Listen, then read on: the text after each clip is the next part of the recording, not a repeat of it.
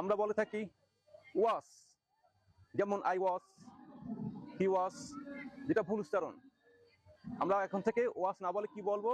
ওয়াস। ওয়াস, যেমন I was, হি ওয়াস।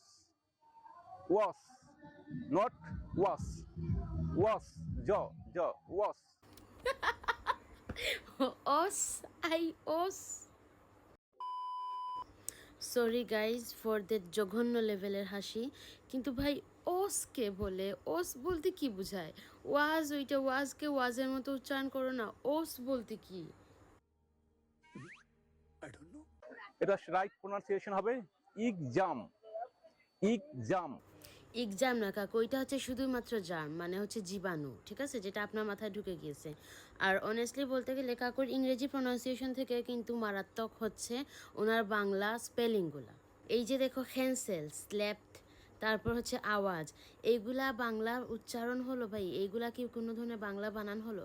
কাকুর ইংরেজি উচ্চারণ শুনে ইংরেজরা হার্ট অ্যাটাক করার আগে ওনার বাংলা বানান দেখে আমরা বাঙালিরা হার্ট অ্যাটাক করে মারা যাব। এত কনফিডেন্স আজ পর্যন্ত নাসা জোগাড় করতে পারেনি সমুদ্রে এক্সপ্লোর করার জন্য, যেটা আমাদের মখলিস কাকু নিয়ে আসছেন।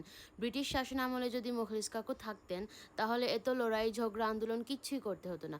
জাস্ট কাকুকে সামনে নিয়ে দাঁড়ায় রাখতে আর বুলেটের মতো 3-4টা প্রোনাউন্সিয়েশন যে ছাড়তেন, ব্রিটিশরা হেঁটে হেঁটে পালাতো ভাই বাংলাদেশ থেকে।